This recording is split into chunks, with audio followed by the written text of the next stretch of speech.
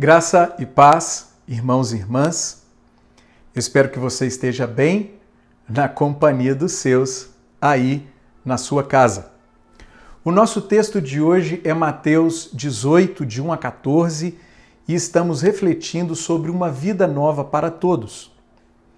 Ao longo deste evangelho, vemos como Jesus inaugura, anuncia e sinaliza o reino dos céus ou o reino de Deus. O reino de Deus é o governo de Deus de direito e de fato sobre tudo e sobre todos. Ou, usando as próprias palavras de Jesus na oração do Pai Nosso, é a vontade de Deus sendo feita na terra como ela é feita no céu. O reino de Deus é estabelecido sobre os valores que refletem o caráter do próprio Deus. Logo, todos aqueles que entram na dinâmica desse reino são levados pelo Espírito Santo a interpretar o mundo e a viver nele a partir desses valores. Por exemplo, o amor, o bem, o serviço, a justiça, a paz, a alegria, a verdade, a vida, a liberdade, a compaixão, a generosidade, a doação, o perdão, a reconciliação, a unidade, entre outros. São valores do reino de Deus. O oposto também é verdadeiro. O ódio, o mal, a preguiça, a injustiça, a violência, a tristeza, a mentira, a morte, a opressão, a indiferença, a ganância, a acumulação, a vingança, a rebelião, a divisão, entre outros, são valores do antirreino. Eu gostaria que você pensasse no nosso mundo hoje. Agora pense em você nesse nosso mundo hoje. Pergunta: você interpreta o nosso mundo e vive nele a partir dos valores do reino de Deus? É com essa pergunta em mente que nós nos aproximaremos do nosso texto de hoje. Eu gostaria de propor que Jesus deseja que os seus discípulos interpretem o seu mundo e vivam nele a partir dos valores do reino de Deus. Na mensagem de hoje, consideraremos mais 3 desses valores. O primeiro valor é a humildade. É isso que nós encontramos do verso 1 ao verso 4. Mateus começa o capítulo 18 com uma pergunta dos discípulos a Jesus. Quem é o maior no reino dos céus? Verso 1. Por incrível que pareça, eles ainda estão pensando com categorias de poder e de sujeição. Ouvindo essa pergunta, Jesus chama uma criança e a coloca no meio deles. Na sociedade judaica do primeiro século, as crianças são desvalorizadas e marginalizadas. Elas são consideradas como seres humanos inferiores, frágeis e vulneráveis. Porém, ao fazer o que faz, Jesus ensina que, no reino de Deus, as crianças são valorizadas e precisam ser consideradas. Aqui ele diz algo no mínimo chocante. Eu asseguro que, a não ser que vocês se convertam e se tornem como crianças, jamais entrarão no reino dos céus. Verso 3. Antes de saber quem é o maior no reino de Deus, os discípulos precisam entrar nesse reino, entrar na sua dinâmica, interpretar o mundo e viver nele a partir de valores novos. Isso só acontecerá quando eles se converterem. E essa conversão consiste em se tornar como as crianças. Para explicar melhor o que está dizendo e responder efetivamente à pergunta dos discípulos, Jesus afirma: portanto, quem se faz humilde como esta criança, este é o maior no reino dos céus. Verso 4. É como ele já dissera no Sermão do Monte: bem-aventurados os pobres ou humildes em espírito, pois deles é o reino dos céus. Mateus 5:3. Assim como as crianças dependem do seu pai para tudo, os humildes dependem de Deus para tudo. A humildade é uma das evidências da conversão e é mais um dos valores do reino de Deus. Já a soberba, o desejo de ser maior do que os outros, é um dos valores do anti-reino. Aplicando esse texto, um amigo muito querido sugere que para vivermos debaixo do reinado de Deus, precisamos crescer em criancitude, pois, abre aspas, criança é a fase do ser humano onde o pai é tudo, sabe de tudo e pode tudo. Criança confia no pai e não tem medo da vida, porque o pai pode tudo. Criança usa a sabedoria do pai e não tem medo do desconhecido, porque o pai sabe tudo de tudo. Criança usa o discernimento do pai e sempre sabe o que é certo e o que é errado, porque o pai discerne tudo. Criança desfruta do sustento do pai e não tem medo do infortúnio, porque o pai tem tudo. Criança ama o pai com tudo. Criança obedece ao pai em tudo. Criança depende do pai em tudo e para tudo. Criança descansa no pai. Criança nos braços do pai está salva, é segura, se gosta porque se sente amada e é feliz. Fecha aspas. Que a humildade expressa nessas atitudes das crianças seja experimentada por todos e por cada um de nós. O segundo valor é a integridade, do verso 5 ao verso 10. O texto segue e Jesus diz aos seus discípulos: quem recebe uma destas crianças em meu nome, está me recebendo. Mas se alguém fizer cair no pecado um destes pequeninos que creem em mim, melhor lhe seria amarrar uma pedra de moinho no pescoço e se afogar nas profundezas do mar. Ai do mundo por causa das coisas que fazem cair no pecado. É inevitável que tais coisas aconteçam, mas ai daquele por meio de quem elas acontecem. Versos 5 a 7. Aqui Jesus destaca duas atitudes, uma em relação às crianças e outra em relação aos pequeninos. Em relação às crianças, a atitude destacada é: acolham-nas. Quem acolhe uma criança, acolhe o próprio Jesus. Já pensou? À luz do texto, acolher uma criança é trazê-la para perto e aprender com ela. É uma expressão de humildade quando um adulto, aquele que é maior e primeiro, aprende com uma criança, aquela que é menor e última. Já em relação aos pequeninos que creem em Jesus, a atitude destacada é: não os escandalizem. Esses pequeninos são pessoas de todo tipo. São os pobres e os miseráveis, excluídos por sua situação social e econômica. São as mulheres, excluídas por seu sexo ou gênero. São os doentes e os endemoniados, excluídos por sua condição física ou espiritual. São os publicanos e os pecadores, excluídos por sua ocupação e impureza religiosa. São os estrangeiros, os gentios e os imigrantes, excluídos por sua raça, cultura e etc. Os pequeninos são pessoas de todo tipo que acabaram de nascer de novo no reino de Deus.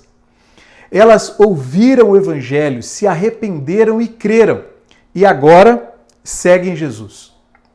Escandalizar um destes pequeninos é agir de maneira que os leve a pecar. Para explicitar a gravidade disso, Jesus lança mão de uma hipérbole, de um exagero. A quem o faz, melhor seria usar uma pedra de moinho como colar e afogar-se no mar. Pergunta: como evitar que um pequenino seja escandalizado? Jesus responde com mais 3 hipérboles.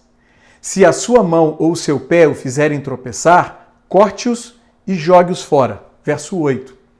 E se o seu olho o fizer tropeçar, arranque-o e jogue-o fora. Verso 9. Isso é semelhante ao que ele já dissera também no Sermão do Monte, em Mateus capítulo 5, do verso 29 ao verso 30. Ou seja, para não escandalizar os pequeninos, os discípulos precisam tomar medidas radicais contra o pecado.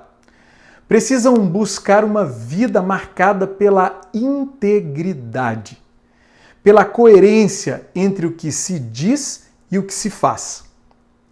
A integridade dos discípulos é fundamental para o crescimento dos pequeninos e também é mais um dos valores do reino de Deus. Já o escândalo, a ação que leva o outro a pecar, é um dos valores do antirreino.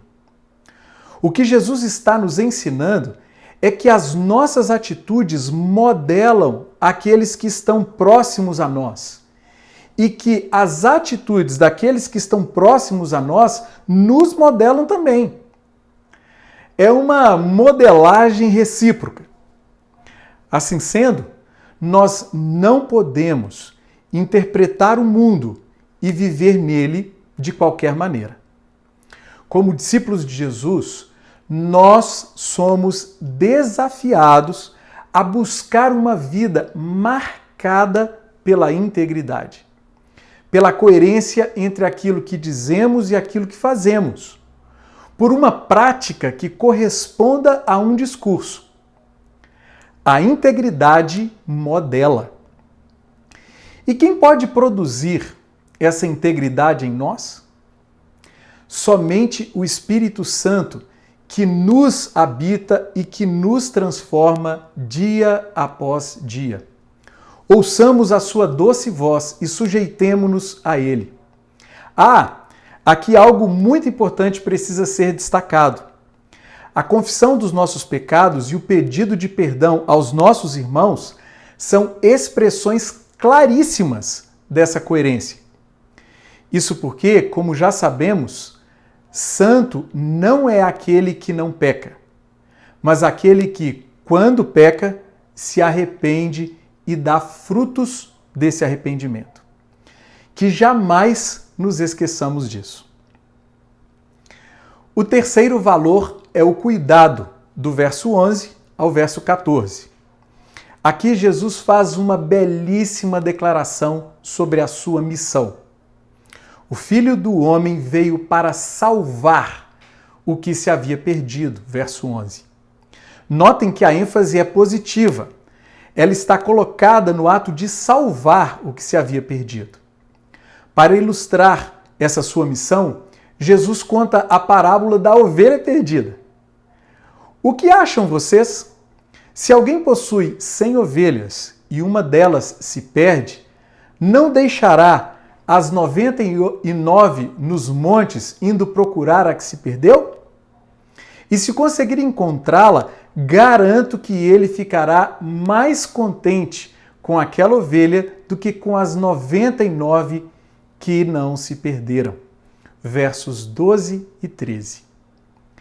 À luz dessa parábola, fica claro que, independentemente do número de ovelhas, cada uma delas é importante para o pastor. E como cada uma é importante, ele não quer que nenhuma se perca. Contudo, quando uma ovelha se perde, o pastor faz o que é possível para encontrá-la. E, quando a encontra, ele se alegra mais com ela do que com as demais que não se perderam. Então, Jesus declara: da mesma forma, o Pai de vocês, que está nos céus, não quer que nenhum destes pequeninos se perca, verso 14. Assim como o pastor tem as ovelhas junto a si e não quer que nenhuma se perca, Jesus tem os pequeninos junto a si e não quer que nenhum se perca. Ele os ama e deseja que eles o amem e permaneçam debaixo do seu cuidado. Por isso, à semelhança de Jesus, os discípulos precisam cuidar dos pequeninos para que nenhum deles se escandalize e se perca. O cuidado dos discípulos é fundamental para a continuidade dos pequeninos no rebanho de Jesus e também é mais um dos valores do reino de Deus. Já o abandono, o desdém para com o outro, é um dos valores do anti-reino. Jesus nos ensina que ele é o bom pastor que vem procurar os perdidos, reuni-los no seu rebanho, colocá-los sob seus cuidados e, caso algum se perca, procurá-lo novamente. Jesus é este que nos revela a face amorosa e cuidadosa do seu Pai e Pai nosso. Jesus é esse bom pastor que nos dá vida e vida em abundância. Diante dessa revelação, 4 perguntas. Primeira, como Jesus continua buscando os perdidos hoje? Através da igreja, que é o seu corpo, através de mim e de você. Segunda, qual é o rebanho de Jesus hoje? A sua igreja, essa nossa comunidade de perdidos que foram encontrados por Jesus. Terceira, como Jesus continua cuidando dos que foram encontrados hoje? Novamente, através da sua igreja, através de todos nós.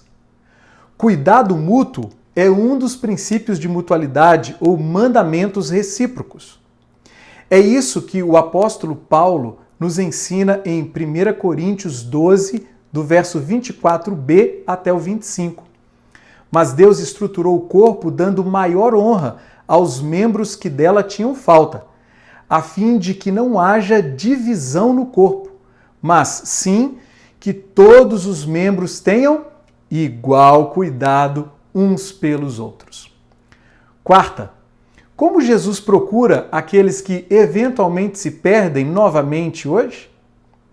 Mais uma vez, através da sua igreja, através de mim, de você, de todos nós. Por fim, uma última pergunta. Quais são os perdidos que, em nome de Jesus, nós precisamos procurar hoje? Que o Espírito Santo traga essas pessoas ao nosso coração e que saiamos à procura delas. Portanto, irmãos e irmãs, interpretemos o mundo e vivamos nele a partir dos valores do reino de Deus.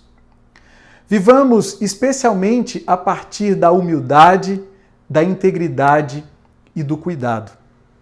A minha oração é que Deus nos dê cada vez mais clareza sobre todos esses valores do seu reino e que o Espírito Santo nos ajude a interpretar o nosso mundo e a viver nele a partir desses valores. Que ele abençoe você e a sua casa. Um grande abraço.